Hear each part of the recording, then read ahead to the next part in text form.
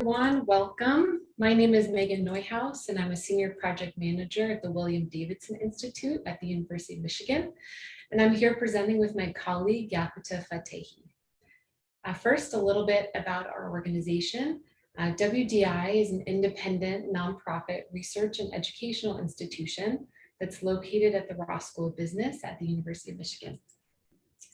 And first, just a little bit of housekeeping. If you haven't registered yet for this session, please do so using the link we're going to put in the chat.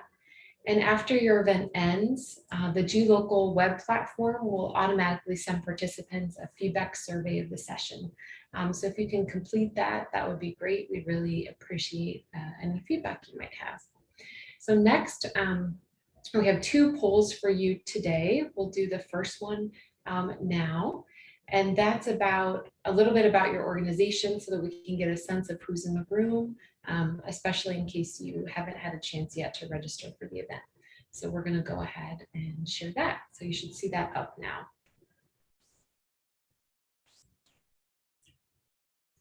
And so we'll just give about, 10 seconds or so.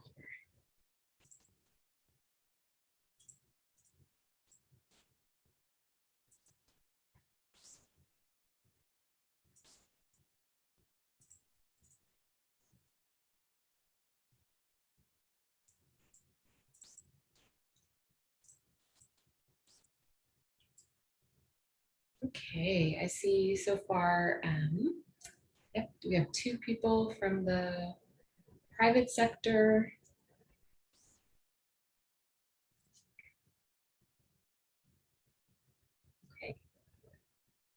Okay, awesome. Okay, great. Well, yeah, so I see most of us here from the private sector, and then we have someone who chose other. So, all right, excellent. Well, thank you again for being with us today. So we're going to go ahead and get started. Okay, so to give you a sense of our time together, I'll start with an overview of what Virtual Exchange is and explain our course briefly. And then Yakuta will get into the M&E design and processes to operationalize adaptive management and continuous learning. We'll share the slides and resources at the end of the session on the GLocal session page, and we'll also email it to you if you have registered for the session. And we'll also end with some questions, so feel free to add your questions into the Q&A tab. If we don't have time to get to yours, please feel free to contact us. Our information will be on the last slide. And so with that, let's dive right in. All right, so Virtual Exchange, if you're not familiar, is a type of educational program that is online, and it allows for international collaborative learning. So in our program, what we'll talk about today, the classroom sessions are technology enabled and synchronous, meaning it's all happening at the same time. And so it allows students to interact with one another in real time. Students are thus able to develop connections that transcend physical boundaries through sustained and meaningful engagement with one another. I have a link that talks more about Virtual Exchange at the bottom of the slide, so please feel free to check that out. So our program is a business and culture program, and it's an action learning course on international business cultures. The program is supported by the Stevens Initiative at the Aspen Institute, and they are funded in part by the US Department of State. And the program was conducted by our education sector at WDI, which Yakuta and I worked closely with them on the program, and I'm the program manager for this project. So while our assessment focuses on WDI's implementation of the program, RTI is Stevens Initiative's overall evaluation partner, and they're looking at the program across multiple partners and programs. As we work closely with both Stevens and RTI, we'll give examples of that work together later on. So back to the course, it brings together undergraduate students from the American University of Beirut in Lebanon, the American University in Cairo in Egypt, the Benghazi Youth for Technology and Entrepreneurship, which is an NGO in Libya, and the University of Michigan in the United States. Students across the partnering institutions develop connections through 8 synchronous virtual sessions as well as cross-cultural team projects that promote dialogue and application of the knowledge that they learned. The goal is that through the engagement, students are equipped with critical competencies to communicate, problem solve, and collaborate in a global environment using digital technology. This is exactly what we wanted to measure through our impact evaluation of the program. And a little bit about how the course looked in the pre-COVID world versus now. The first instance of the course happened in winter 2020. So say you were a student at Ross, you would physically come to the class on Wednesday morning at 8:30 with your other classmates, and your classroom would be connected at the same time to the other 3 classrooms via Zoom. So you would have live video streaming and could see the students and instructors at the other 3 locations. In the current COVID world, however, everyone is on the Zoom platform at the same time, connecting individually from their own locations. And there's a lead instructor running the connected session for each day. So today's conversation will heavily focus on M&E processes, like we said. And so if there are any questions that come up on the program itself, including some early findings and insights on virtual exchange, if that's your interest, please feel free to contact me. So now I'll hand it over to Yakuta.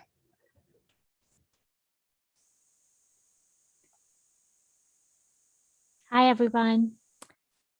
Thank you so much for joining us today and spending a little bit of your time with us. We're really excited to have you here and to share more. So as Megan mentioned, my name is Yakuta Fatehi, and I am a program manager with the Performance Measurement and Improvement team at WDI. So Megan and I are on 2 different teams. She's the program design and implementation lead, while I am the monitoring and evaluation or M&E lead on the project. And I highlight this for a reason, which I will get to soon enough. So as Megan said, we are assessing the impact of the business and culture program on enrolled students with a keen focus on continuous learning and improvement such that the course is as impactful and effective as possible in real time. So not 3 years after the program is complete. So from our experience, a key feature of enabling adaptive management is the integration between the program team and the M&E team. Usually, these 2 teams work in silos, and hence by integrating, our goal is not just to measure the impact of the course, but also to support continuous learning and evidence-based decision-making to make more impactful adaptations. That's the goal. And on a side note, I mean, this integration is also really good for program management as well as for program design. And I'll give you examples of these throughout the conversation as well. So in our quasi-experimental study, we have a treatment group and a comparison group, and we want to understand the changes in the students' relevant skills and knowledge from the course. That's the goal with respect to the measurement of impact. So the treatment group are undergrad students enrolled in the course at those 4 locations that Megan mentioned, and they complete the first survey during the week of the first connected session, and then again after they have submitted their final group project. So that's the baseline, and then you have an end line. Now in this design, we also have a representative comparison group. These are undergrad students who are not enrolled in the course, but are at the same university. So they must volunteer themselves to take the survey at the same 2 times as the enrolled students. So at baseline and then again at end line. Now, we didn't use any more further filters than just being an undergrad, because that is also the only requirement of the course. And our key instrument is a survey. It's administered online via Survey Gizmo, which is now Alchemar, where we collect both qualitative and quantitative data. And I'll get into all of those details in a few minutes. So let's talk about process, right? And I'll also show you some visuals to make this a little bit more tangible where possible. So first, as you can see on the slide, there are multiple steps to an M&E plan, but they all begin from the theory of change. So let's actually kick off the second poll here. I just want to get a sense of how many of you are familiar with theory of change and then use it as your foundation for your M&E plan. So the poll should be coming up in a second.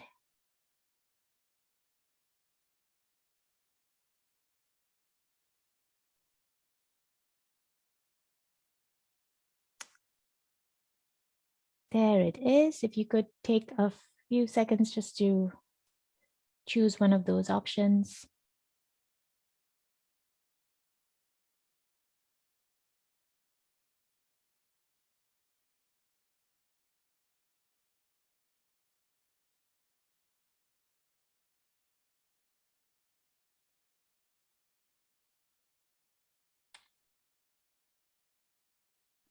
All right.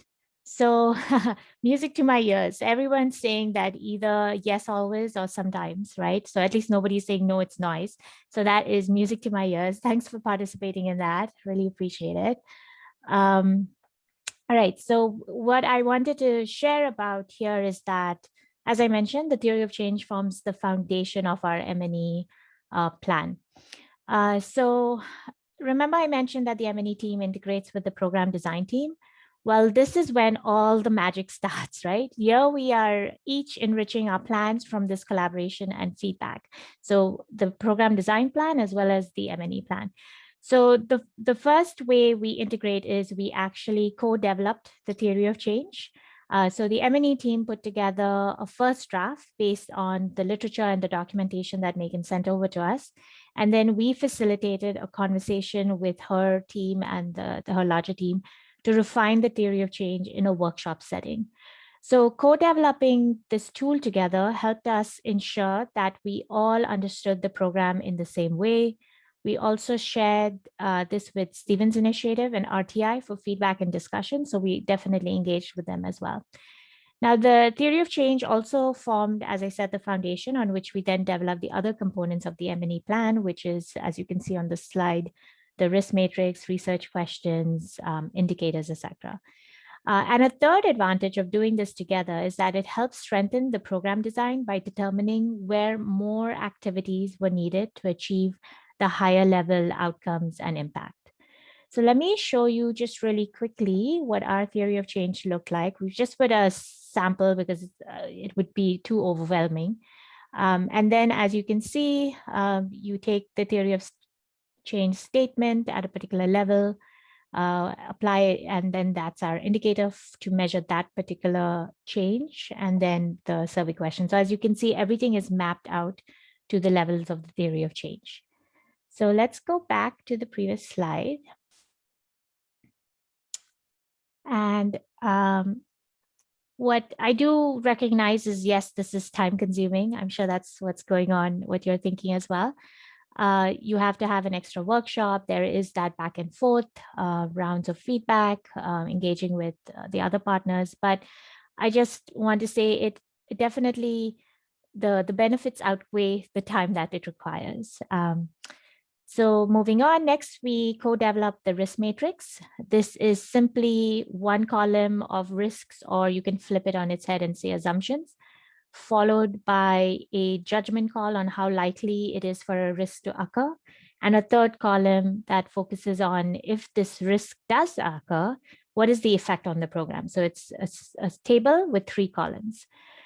This way you can monitor the risks that are likely to occur, and then if they do occur, they have a high effect on your program. So it's, yes, they're likely to occur, and yes, the impact is going to be high, then those are the ones you want to flag and monitor as well in your measurement plan. Now, we didn't write down a pandemic as a risk back in July 2019 when we did all this work.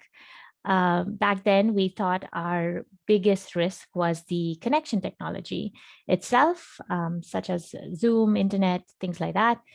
But I know by the end of Feb 2020, Megan and her team were already discussing adaptations to manage the pandemic. Next, we co-identified and developed the research questions. So let me give you a sense of what those are without going into the details. As you can see, some of the research questions come directly from the RFP that was put out by the funder and RTI. And so we start with that, but of course, we also want to understand what nuance we want to add. We want to map the research questions to our theory of change. So we added in the details as well. And this was also a collaborative exercise with Megan's team. So going back, next we moved on to our indicators. which we map to the levels of our theory of change, as I showed you in that image. So whether it was an output or an outcome, we wanted to identify which indicator we needed to use to measure the impacts of the program. Now, many of the indicators were predetermined by Stevens and RTIs, but we also looked for gaps that would align with our theory of change, right? We used our TOC as our guiding star. So once we had the indicators in place, we developed the survey. Again, a number of questions were already developed by RTI, but for those new indicators that we added, we then found questions for those, right? So the way we do question design is we first look for existing measures that are relevant for our context, and then we adapt them. So we don't want to reinvent the wheel. And also we want to use questions that are tested by other researchers. If they're not available, of course, we definitely design them. We also pre-test and pilot our survey questions to make sure they are contextualized. We won't be going into that today. So if there are any questions about that, you can always ask in the Q&A time or just follow up with us. We also added, so of course there are questions related to the survey. There are questions related to the indicators, but then we also added in demographic questions and open-ended questions. So that was all done in Survey Gizmo or Alchema. Now, as I mentioned, this is all time consuming, and it also actually requires a little bit of capacity development amongst the program team, right? So all these technical M&E steps, they take a bit of capacity development and handholding with the program team. But we believe this was worth the time spent because it helped us develop a strong relationship of trust with each other, which then furthermore allowed us to transparently share information. It created a safe space for brainstorming solutions to some really tricky challenges, including how to manage the pandemic, right? How to manage the scores during the pandemic, not only the program design piece, but also the M&E piece. And so we think this is time well spent. Now, one last key point to mention before we move on is that at each step of both the design and implementation of the M&E plan, we embedded 4 key principles. The first is on trustworthiness. So can you trust your data to use it for decision making, to use it to design new adaptations? Is it of good enough quality to do that? The second principle is relevance. Everything has to be relevant to the context. Context is king or queen. So for example, as part of ensuring that we're collecting trustworthy data and that our survey tool has been contextualized because a lot of our students are in the MENA region, we did also develop the survey in Arabic and gave students that option. The third principle is then right size to the resources we have available. And of course, collecting data that is going to be used. So no extra frills involved over there. And then finally, the fourth principle is responsible, which is, it goes beyond do no harm, right? Are we being responsible to our students? Are we collecting their data, keeping their data safe, ensuring that they know that no one else knows who is saying what, right? So the instructors cannot pinpoint which students said what. So ensuring that they know all of that. And that is how we are also conducting the research. So these principles might sound familiar to you. They are very similar to the MIT D Lab's 4 Rs, their lean research principles. And so if you're familiar with that, go right for it. These principles align very well with the 4 Rs as well. All right. So let's, I showed you the theory of change and gave you an example of an indicator and a question. Here are the examples of the research questions. And then now let's get into a little bit more about our research design. So let's focus on how we collected data. And this changed as well because of the challenges we face in the pandemic, but I'll get to that as well in a moment. So as mentioned earlier, we administered the survey via a survey platform. Alchema, or previously known as Survey Gizmo. In the first semester, so winter 2020, when we started in the pre-COVID world, instructors actually, in their very first session, so even before the connected session, asked students to go to a Google form and complete the informed consent form, and then also provide us with their email address. And then they also did the same exercise in the second class. Now, what's really important here to share is that instructors are not allowed to give us their students' email IDs, right? So they can't just give us the roster where we have their email IDs and then we fill in the email IDs in Survey Gizmo and send out the survey. That's not allowed. Students have to give us their email ID themselves, showing that they are willing to participate. So they read the informed consent form, they agree or disagree, or they say they don't want to participate, and we absolutely honor that. And then we get their email ID that way. Now, the other advantage of, instead of just broadcasting the survey, which is possible through Survey Gizmo or Alchema, what we wanted to do was send individual links to each student. And the reason for doing that is because then Alchema takes care of matching the baseline and endline responses of each student based on that unique email ID. So let them do the backend work, let the technology do the backend work, and we decided to go this way. Now, this was recommended to us by RTI based on their own learnings from previous rounds of the program. So it really helps to have an open communication channel. This is a concrete example of that. Now, the process has changed because of the lessons that we learned in the first semester, because of the pandemic. Now what we do is to collect the baseline and endline data. We actually run the survey during class time so that we can improve our response rates. I won't get into the nitty-gritty details, but feel free to ask us questions around this. All right, so that's our treatment group. Now we do have a comparison group, right? Okay, so with respect to the comparison group, in the first semester, we used the exact same design.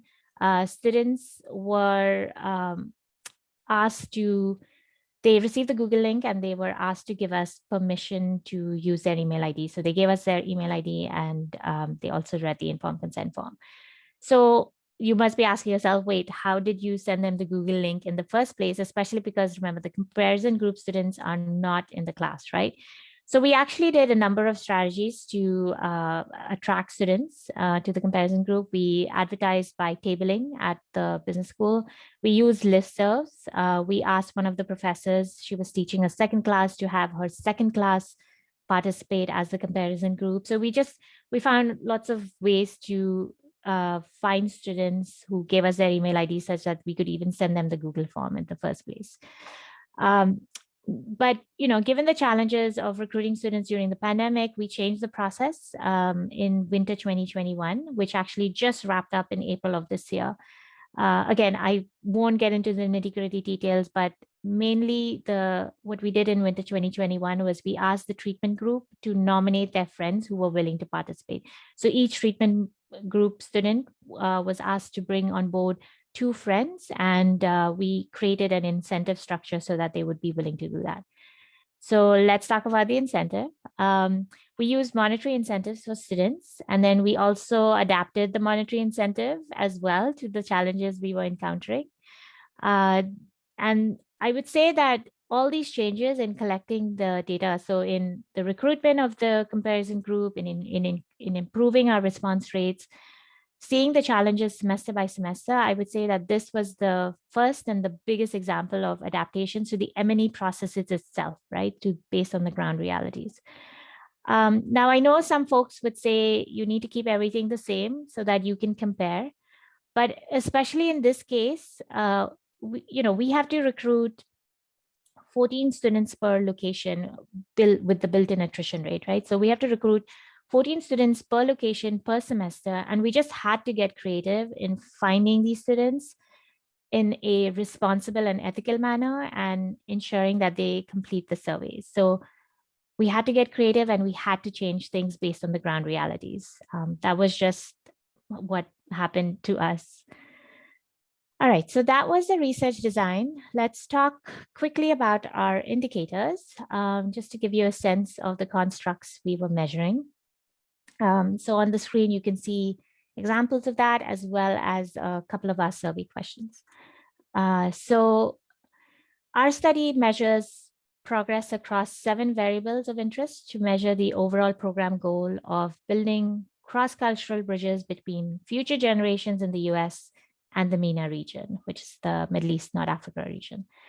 So the indicators in italics that you see are the indicators that we added based on the gaps that we found in our theory of change. So this is an example of that. The other indicators, like I mentioned earlier, were required to be added by RTI. And of course, we then developed questions for all the indicators. Like I mentioned, we didn't start from scratch. So again, another concrete example, there is the CQI for cultural intelligence. We started from that as the base, and then we modified it to our context using our pre-testing and piloting exercises. Our response rates were always monitored very carefully. And so just to, something that I forgot to mention on the other one was because response rates was an important requirement from our funder and RTI, they were monitored very, very carefully. And we use a number of non-invasive and very responsible strategies to ensure students complete the survey. So that's something I should have mentioned on that last one, because there was a requirement on response rates. All right, so these were our indicators. This is an example of our questions. You can see, for example, in winter 2021, we had 98 treatment students and 53 comparison group students complete the endline survey. Okay, now let's go into the second part of our conversation. Oops, what I meant. All right, so we won't be taking you through the findings of our research, because we're focusing on, in today's conversation, we're focusing on process and how to, right? So if you have any questions on findings, adaptations, like Megan mentioned, feel free to email us, but we won't be exactly going into that today. Instead, we want to talk a little bit about the process, the analysis process, as well as how we operationalize adaptive management. So like I mentioned earlier, we collected both quantitative and qualitative data. Our questions were Likert scale questions, open-ended questions, demographic questions. And so we analyzed both the qual and quant data. And then on this slide, I'll stick to quant, but I feel like at this point, everybody knows that mixing up qual and quant data is very powerful. The qual data can help you understand the trends that you're seeing. It can provide you with rich data. It can give you those individual stories and really great quotes. So I won't get into why you should also include qual data. All right. Now let's talk about the quant. We calculated Cohen's effect sizes for differences between treatment and comparison groups. We did not disaggregate the comparison group across the 3 institutions per semester. We just clubbed them all together. And then another really important thing that we did was to employ more robust statistical controls, because as you know, this is a quasi-experimental design. We also conducted a propensity score analysis exercise to ensure that the comparison group was matched to the treatment group. We used SPSS for analysis, and then of course, good old Excel pivot tables, which are still very much in play. All right, let's talk now about the qualitative data. Sorry, these slides are a bit sticky. On the qualitative side, we asked students questions around their experience in their teams, their experience with the guest speakers, because we had that in some of the connected sessions, their experience learning during COVID-19 pandemic. So those were the types of open-ended questions we included. Again, I'm not going to take you through the results or the findings or anything like that. I just want to focus on process. So we used we used a lot of language in the survey to encourage students to provide feedback. So, you know, like how was their team experience? What did they think of the guest speakers? What did they think about the assignments? We made sure that students know that nobody would be able to identify who they were when they responded with any sort of positive or negative feedback. And so we included that in the survey, and we also included that in the informed consent. We also said that out aloud in the class itself, especially in winter 2021, where we held time in class to complete the baseline and end line. Megan made those announcements to tell students that your privacy is important to us. Everything is going to be confidential. So we made those announcements in class as well. And then with respect to analysis, we used NVivo. And when time or resources were short in a particular semester, I also just used Excel to code the responses. Okay, so I feel like we've thrown a lot at you already. We're at 9:30. We've thrown a lot at you. We want to give you just a few seconds, like 10 seconds to take a chance to stretch if you need to stretch, or even just collect your thoughts on everything that you've heard so far. So feel free to use the Q&A for questions, or even to add in any surprises that you've heard from what I've said so far, as well as to share your own best practices to operationalize adaptive management. So let's give everyone about 10 seconds, and then we'll continue with the third and final part of our presentation.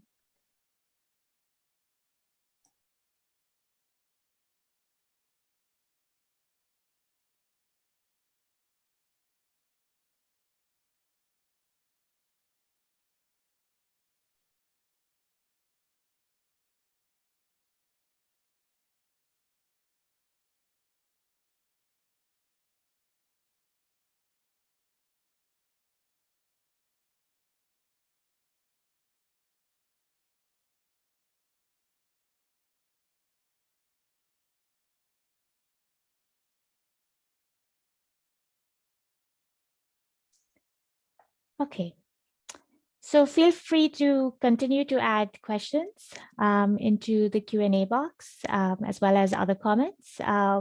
Let's take you through the third and final part of our presentation, and then we'll answer questions and have that discussion. So, all right, this is the part on adaptive management, how we operationalize it. So there are two parts over here. The first part is about adaptations to the program itself. And then the second part I'll talk about is adaptations to the M&E process. So let's first start with adaptations to the program itself. So based on analytical insights drawn from the study data, both the qual and the quant, the M&E team and the program teams, along with the professors, co-developed adaptations to strengthen the next iteration of the course. So we took lessons from winter 2020 and applied them to fall 2020. And then from fall 2020, we took insights and we said, okay, what more do we need to do so that we could strengthen the course in winter 2021? And we're going to keep on continuing to do that, right? So here, the adaptations were necessary due to the changing context from the pandemic. And also there were adaptations necessary to create a more impactful program.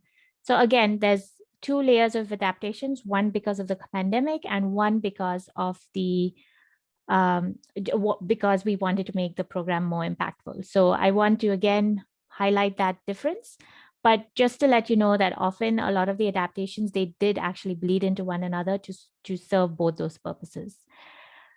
So how did we choose the adaptations that were necessary, right? Like, how do you actually operationalize adaptive management or continuous learning or continuous improvement?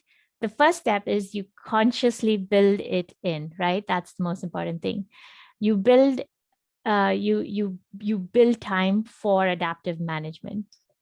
So what we did was, after the analysis, like I mentioned, in SPSS, Excel, and Vivo, after we did all of those analyses, we put together a short 4 to 5 page write-up on key qual and quant findings, and then the recommendations. This was shared with all key stakeholders involved in the program design. Next, I, as the M&E lead, facilitated a pause and reflect session with the instructors and the program team to discuss the findings as well as the recommended adaptations. as well as explain where they were coming from. So share that rationale as well. We did these pause and reflect sessions at the end of every semester. And then, of course, Megan and her program design and implementation team had their own conversations with the instructors as well. So how were the recommendations developed? The first is, of course, you see what the data is telling you. I did a lit review. I did a bit of reading of other programs that had these types of findings. I also saw what students were asking for, right? So this is where NVivo and Excel coding can come really handy, because you can mark up, all right, this student is asking for this, but another student is asking for something very similar. So add some weight behind why you are proposing that adaptation. I included all of this feedback, all the ideas into that write-up, which I then first shared with Megan before we made all of this public with our other instructors and other decision makers. So that's how we did the adaptations on the program side. Now, what's really important to share over here is that Stevens, so our funder as well as RTI, were aware that we were using M&E for not just impact measurement, but also continuous improvement of the course, and that we were adapting the course semester to semester. So they were aware of it, they were on board, and they approved this. And then, of course, if you want to know more about the adaptations themselves, feel free to contact Megan. All right, now let's talk about one more type of adaptation, and then that wraps up our talking part and we get into the questions. So as I mentioned, we had adaptations to the program side, but we also had adaptations to the M&E processes itself as well. I think that's sometimes forgotten, that you have to learn from the M&E processes as well, and that those can also be adapted to make sure they're efficient and effective, right? So we again had to adapt the M&E processes based on the pandemic, as well as based on what our funders' needs were and to manage our own resources. And so when I say funders' needs, and I mentioned this a little bit earlier with respect to response rates, right? They had a requirement on we had to hit certain response rates. And so that number was 85. So they wanted us to meet an 85% response rate on our treatment group as well as on our comparison group. And that's what our goal was as well. So the process used to identify and adapt the M&E process was firstly identifying and reflecting on the issues and using tools to better understand the root cause of the issue. So for example, how do you get more treatment group students to complete the survey on time? So I used a fishbone diagram, like to understand, all right, where are the issues coming from? Why could, the 5 whys, to understand why could it be this way, and then understand how to incentivize the different students, but then also what could we have ourselves done to improve response rates, right? So doing that reflection exercise using those tools, that was really helpful. We also then, of course, had very open conversations with Stevens and RTIs to explain, like, look, these are some of the challenges we have in meeting this response rate. What have you learned from the other groups that are implementing the program? Because there are other, besides WDI, there are other partner organizations as well. So what are some lessons, so that there was a very, very good communication channel where we could share challenges and also brainstorm solutions together. So again, like what I'm trying to highlight, there's a lot of conscious activity behind this, and then also internal as well as conversations with the other partners. I think what I want to do next is just take you through some of the adaptations here, because we are an M&E crowd. So, we looked at, when the pandemic struck, we looked at, okay, what questions should we add to understand how students are coping with the pandemic? So we edited our survey in fall 2020. We also then wanted to understand, okay, how do we improve response rates with the treatment group itself, right? So what we ended up doing was, in the first semester, the Google link was sent in the first session itself, but in the following semesters, we actually held time in class for students to complete the Google link in class, and then also send them the survey by the end of class so that we could hold another 5 minutes at the end of class for them to finish the survey. And then in the second connected session, we also again held time for all the stragglers to complete the survey. So we build those types of things in, and we edited it that way. We also edited our recruitment strategies on the comparison group. So we use different incentive structures to try to get them on board.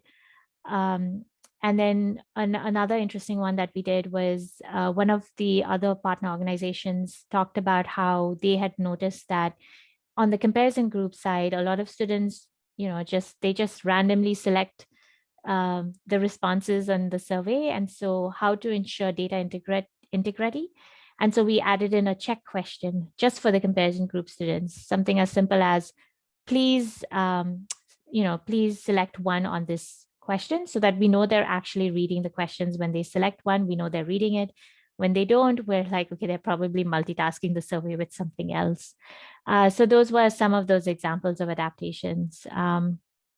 Another interesting thing we did was we actually conducted empirical study of the data collection itself. So that helped us identify, okay, what's the best time of the day to send the survey? So we found through that exercise that the best time is to send it at 10:30 in the morning Eastern. So Ann Arbor time, which is where we're based, because the MENA students tend to, they tend to complete it in the evening when it's sent. And then the Michigan students tend to complete it in the morning. That's what we found. So we've kind of identified a sweet spot where we should send the survey.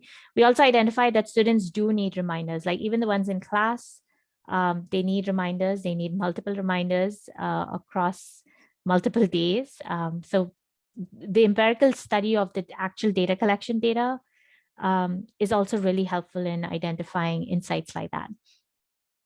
And then we also decided to do a sustainability of impacts research. We initially had thought of doing it, but we weren't sure of resources. And then we found that we actually did have the resources available to do this. And we thought this was important to understand how students continue to use the skills and knowledge. And so we decided to do that in the third semester. So those were some of the edits. Okay, so I feel again, so that actually concludes our presentation. Again, we just want to give you a few seconds to take your time to put in questions. We've, as I said, thrown a lot at you in a very short period of time.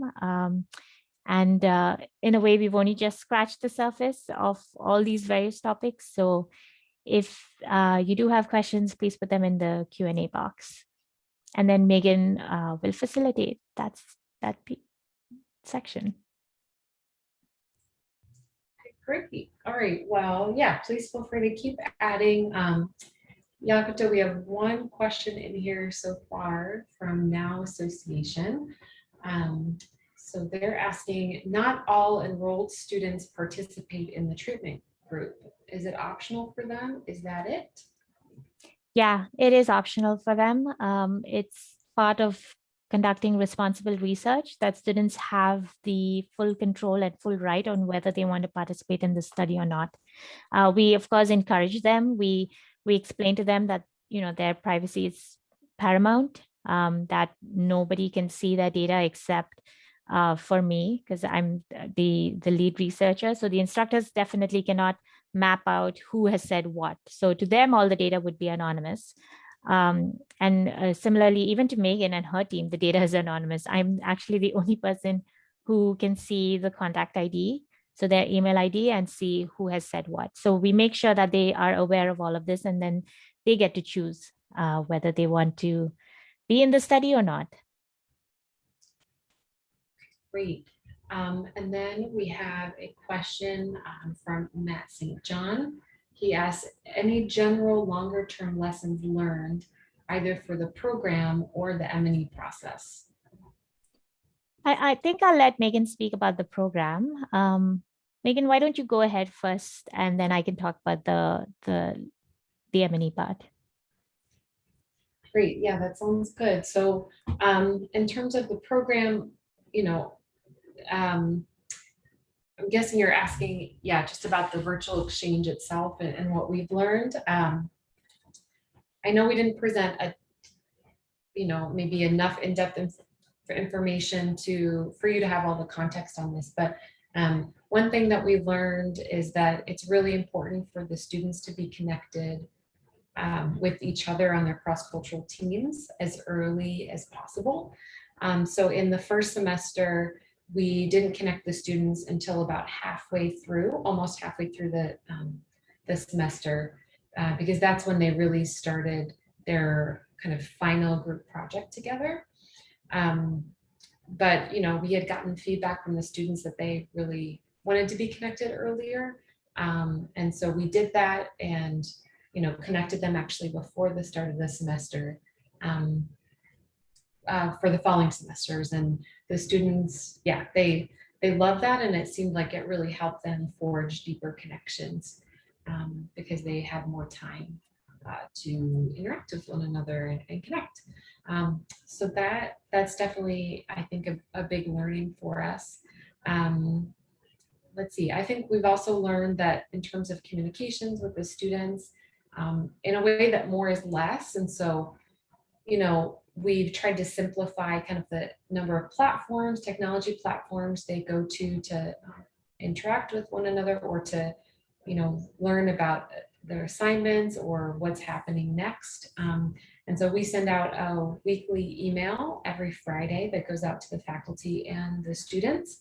And it kind of just lets them know exactly where they're at in the program, what assignments are coming up that are due. And then, yeah, and always, shares the team roster and just some kind of consistent Google Docs and resources that they might need to reference from week to week, and also gives them a heads up, about what's going to happen in the next connected session, like if we're going to have a guest speaker, if there's anything that they need to be preparing for that, et cetera. So yeah, so anything else that there's a number of things, but that's kind of a few that come to mind. Anything else that you want to add, Yakuta? So I'll add on the M&E side. I think the biggest lesson and the long-term lesson is that if you want to use M&E for adaptive management, for for collecting data to understand how to improve the program in real time, you have to consciously build for that. You have to plan for those workshops. You have to plan for those pause and reflect sessions. Yes, it takes time. It's added level of effort for everybody involved, but I truly believe that this is time well spent. I think the program is stronger as well as the M&E processes are stronger through this kind of communication. Yes, you are going to need to balance out how much time you spend just talking versus making decisions. And that is going to be, I think, program to program. But I think that's the biggest lesson. If you want to do adaptive management, you absolutely have to build for it. You have to integrate with the program team. You cannot work in silos. You have to be open to sharing the challenges and having the space to brainstorm. So that integration, that conscious building of time, I think those are all critical. And those are definitely lessons that we've learned. In terms of collecting data, we've definitely seen you need to hold time in class, and not just on the first connected session, but also on the second connected session a week later. Just hold time in class for students to finish the survey if they are participating. That I think has been on the data collection side. And then just seeing what works, just looking for what works and doesn't work and understanding the whys behind it. Yeah, I think that's a great point, Ekta. I feel like we had to, throw a lot of things against the wall before we found what was the most effective. And so we experimented a lot and invested in experimenting, I think, in terms of time and effort. So, okay, we have another question from Now Association. They're asking, what's the percentage rate of responses of the treatment group? So we actually did really well. I'll talk about the last semester. We definitely hit the 85% mark. Again, in some of the locations, so the response rate was 95% and better. That tended to be the case in Libya as well as in Lebanon. It was 95% and better. At U of M and AUC, it was 85% and better. So we met the requirements, but it differed a little bit by location. And I think there are a number of reasons for that. Is just it depends on the students. It depends on how much the instructor has engaged in also ensuring that students are willing to participate and complete the survey. It just depends on the context, like what's going on in that particular location, how much are students trying to juggle. I mean, we're 1 year into the pandemic, right? Students are pretty exhausted by remote learning. They are juggling a lot. So keeping all of that in mind, we feel pretty happy with our response rates. They were not 100%, but we did hit 85% and higher. Great. Okay. Benson is asking, what you presented applies to where the M&E team is part of the program. How different would the processes and successes be in a scenario where there's third-party monitoring? Yeah. Yeah, I think that's a great question. So in a way, even though my team, so the performance measurement and improvement team that I belong to, even though we are at WDI, we still treat ourselves as independent researchers to Megan's team, right? Because we still want to understand the impact and share that information with our funders. So we do try to behave like an independent research team. Of course, there is going to be a total different situation if your M&E team is from another organization. I mean, right now we're all remote, but when we started out back in June 2019 to put in place all these processes and to actually design the M&E plan, I mean, Megan was a few steps away, right? So I see the point of your question. How can it differ? But I think the principles apply in the same way. First of all, the third party should be using those principles that I mentioned, whether it's MIT D Labs 4Rs or it's the principles that we showcased on our slide, which is trustworthy, relevant, right size, and responsible. So that they must adhere to. We also think that it's important to still integrate as much as possible with the program team to be able to have these conversations, to co-create the theory of change, at the minimum, to co-create the theory of change. And in this program, of course, Megan and I are at WDI, but the PMI team that I belong to, we are a third-party researcher to a lot of our other projects, where we are the independent researcher, and we do execute these steps as well. So I would say that you should still follow these best practices and principles to the degree that is possible. I think there is a little bit of advocacy that is required with your partner organization if they've never done this before. There's also a little bit of explaining the rationale behind this and building in some time around these activities to enable adaptive management. But that's the conversation you should have. That's what I mean by advocacy. Great. And then I'd seen one question in the chat about just sharing the presentation. So we will definitely do that. We'll share it with everyone that has registered for this webinar on the GLocal page. So I'll just drop that into the chat again so you all can see it, just because that way we'll have your email addresses and so we can send a follow-up email with that. So, okay, great. So I see we have about 5 minutes left. Yeah. And then Megan, I mean, Yeah. we have our contact information on the last slide as well, in case anyone wants that. Oh, good point. Yep. Sorry. Should I go ahead and share my screen? Yeah, why don't you do that? Yeah? That's perfect. Yep. Okay. Yep, let me Thank do you. that. All right.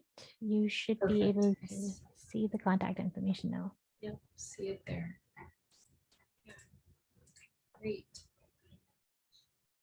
All right, yep, so that's our contact information. If you want to know any more on what we've shared, or you know, if you think of another question that you have, please feel free to reach out and we'd love to connect.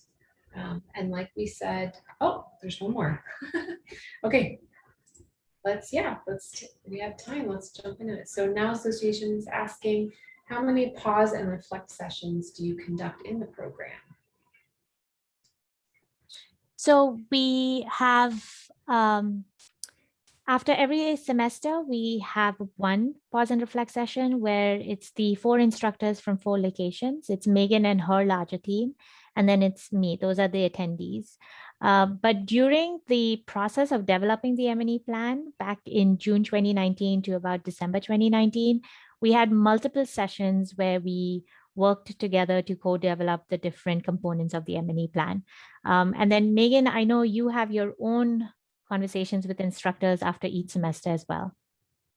Yeah, that's true, Yakata. I was also thinking, yeah, so typically, you know, we have the pause and reflect after the semester, and then before the next, that's usually, you know, obviously a good time to reflect. And then in terms of kind of implementing those changes, we typically have a follow-up meeting with the faculty, 1 or 2 ahead of each semester, so that we can, you know, review what we agreed on together in terms of the changes we want to make, and then, you know, think about how we want to actually execute those and come up with a plan to, yeah, to make those changes and adjustments. So, okay. Awesome. Thank you so much for the great questions, everyone. Okay, great. All right. Well, again, thank you so much for joining us today. We'll be sharing, please make sure to, you know, sign up and register on the GLocal event page, and then we'll have your email address and we can go ahead and share the presentation with you all. Yeah, so it was our pleasure to be here with you today, and hope to connect outside of the session as well. Thank you. Thank you, everyone. Thanks for joining, and hope you enjoyed the conversation.